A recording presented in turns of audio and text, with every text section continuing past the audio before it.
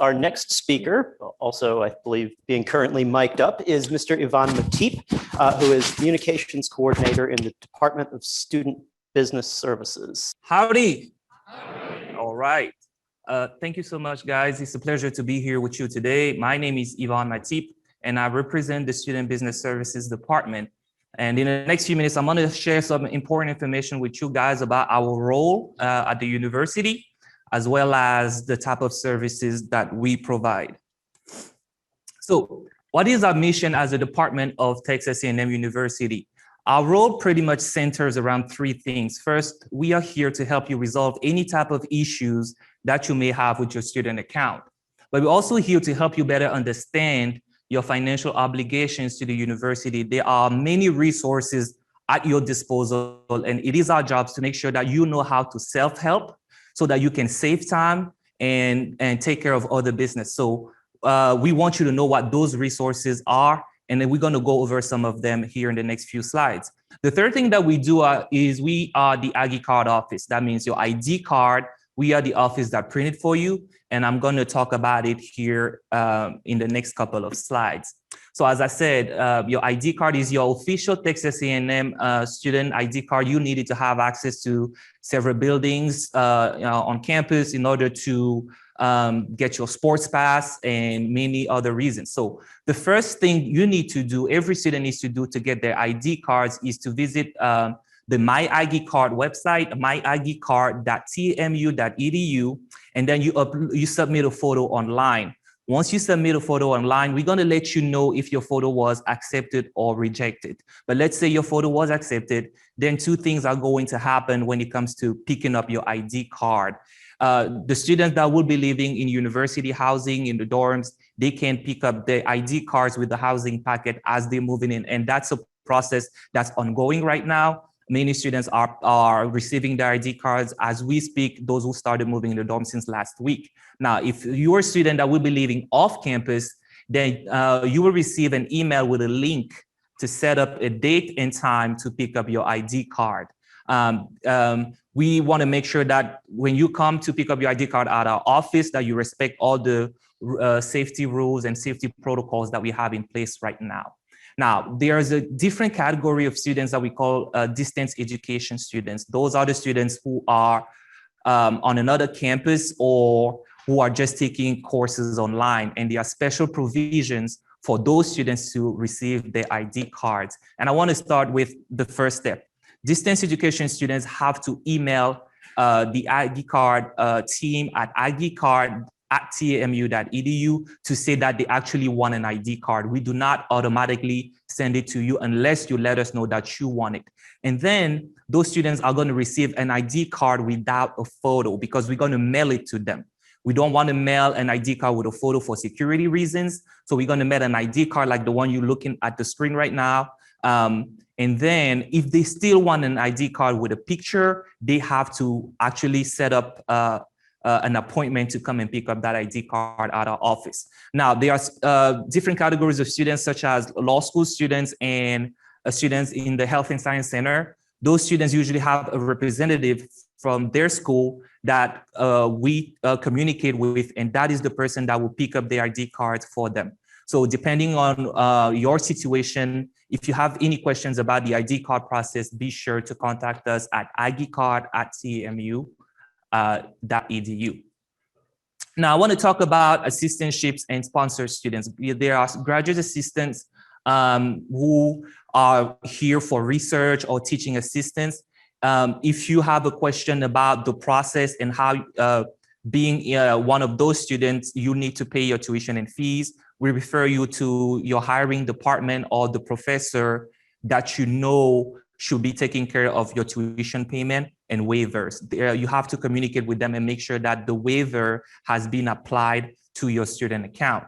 Now, there's also third-party sponsored students. These are students where an outside entity like an employer has agreed to pay for your tuition and fees.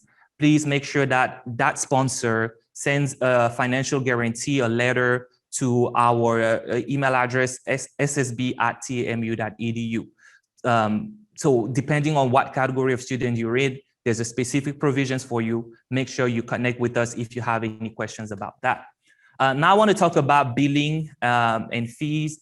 The terminology required fees sometimes gets confusing because in the past, we've seen students where they believe that as the department that handles billing, tuition, and fees, we are the one actually determining the amount of required fees for specific courses. So here we want to tell you that we are student business services, but we don't actually decide what required fees every student needs to pay. That is decided by the Board of Regents after a specific department actually send a request to the Board of Regents. They make a vote, they approve or denied. So we can answer general questions about specific required fees, but we cannot actually explain why that fee increased for this year, where it was a different fee last year. We are the department that bill you, but we don't actually come up with those amounts. So we just want you guys to know that. I want to talk about the 3 center fees. Those are direct center fees, health center fees, and student center fees. Because a lot of times when you have a student who maybe only uses the rec center, but doesn't use the student center or health center, they think they should only be charged for one of the fees. And we want you guys to know that those 3 are always together. So you either pay all 3 of them or you pay none of them. Fees are charged based on the course sections that you are enrolled in or the zip code that every student enters when they decide to attend Texas A&M University. The cost of those 3 fees is used to operate, maintain, and improve those facilities, those 3 center fees. So just keep in mind that all students have to pay those fees unless there are special provisions that prevent them to.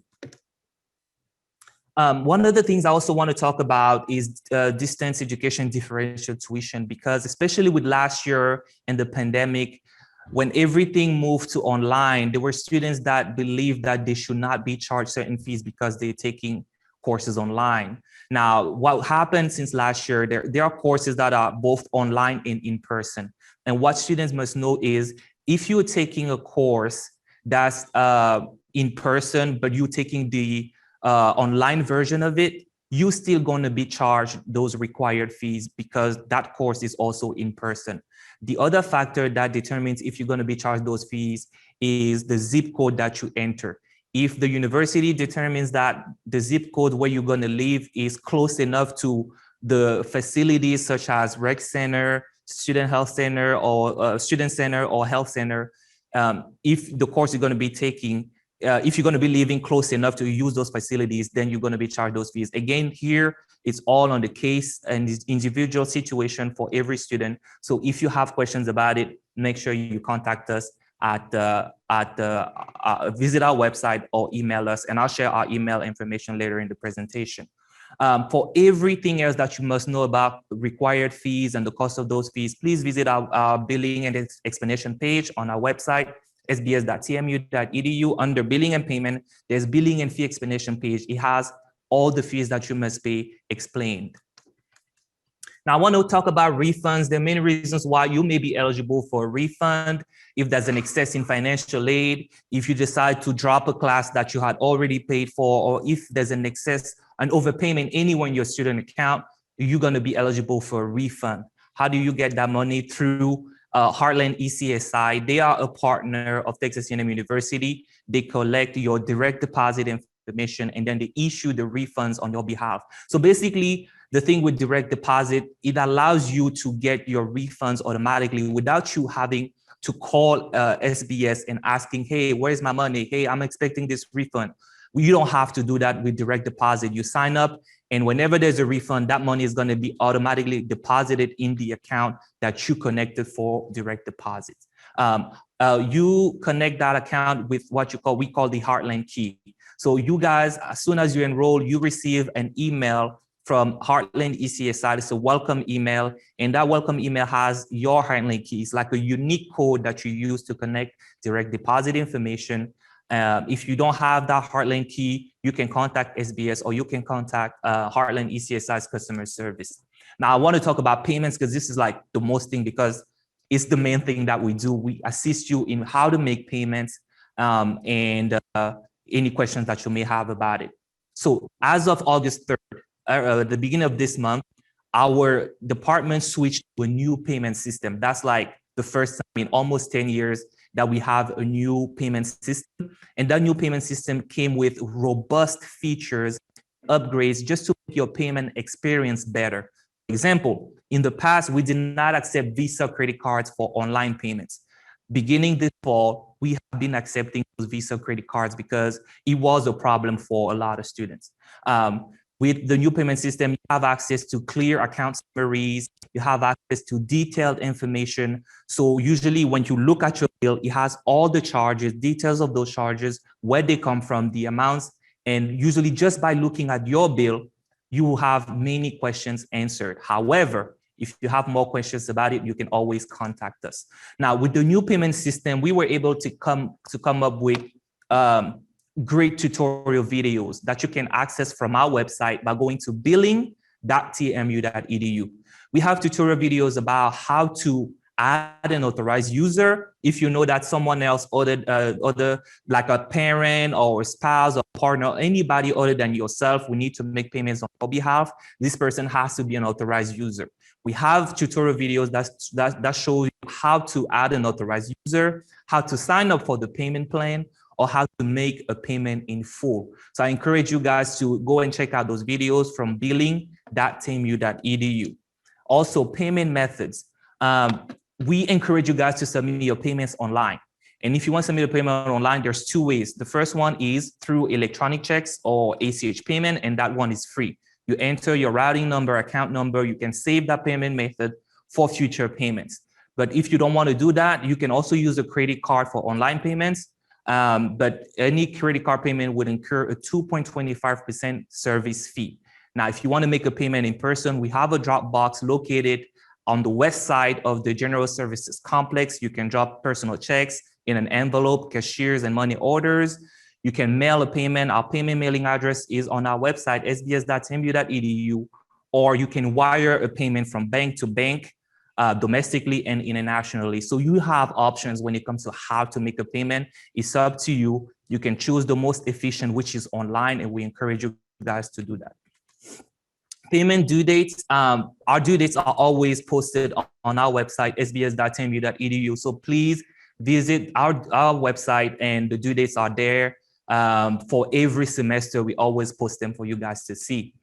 Just keep in mind that if you miss a payment, they are going to be late charge for payment in full. It's going to be $50 for a missed payment. Payment plan is going to be $25 for late charge for each missed payment. We do not charge late fees for payments under $100, but that doesn't mean you should not make a payment. We're still going to be coming after you. So please, please make sure you honor your financial obligations to the university. Real quick, some additional information. The student profile. The student profile is a great resource from the Howdy portal. All you need to do is click on the student profile icon. You have access to details of the charges that you have, all the holds in your account, and balance summaries. Also, from your Howdy portal, you can go to the bill payment suite to make payments just by clicking on the tuition payment icon. And coming in the spring, you will have, and I know in the past, we always get feedback from students so that we can improve. And one of the things we received the past few years is students are always confused during the enrollment process. What they have an issue, what is the department that deals with it? Is it admissions? Is it the registrar's office? Is it SBS? Is it financial aid? Coming in the spring 2022, we will have what we call an Aggie one-stop shop, where all these departments are coming together and have put together a team of experts that can help you navigate any issues, whether it's enrollment with admissions, whether it's SBS or financial aid, all in one. So you don't have to go to different departments. You actually can have a one-stop shop. One place takes care of everything. That'll be coming in the spring 2022, and I know you guys look forward to it. Finally, how do you contact us? We are located in the General Services Complex, second floor, suite 2801. Right now, we have safety protocols. So if you come to see us in person, make sure you follow those. You can always text us by visiting our website, sbs.tmu.edu. from your mobile device during business hours, there's going to be a text SBS button if you scroll down to the bottom of your page. So please text us. It's actually the quickest way to get in touch with a customer service representative. And you can always email us at sbs@tamu.edu. So that concludes what I have for you guys today. If you have any questions about anything, you guys know how to contact us. And now is the time before it gets busy in a week or two. So I appreciate your time today. Again, my name is Ivan Matip, and thank you for this opportunity to speak here at your orientation. Appreciate it.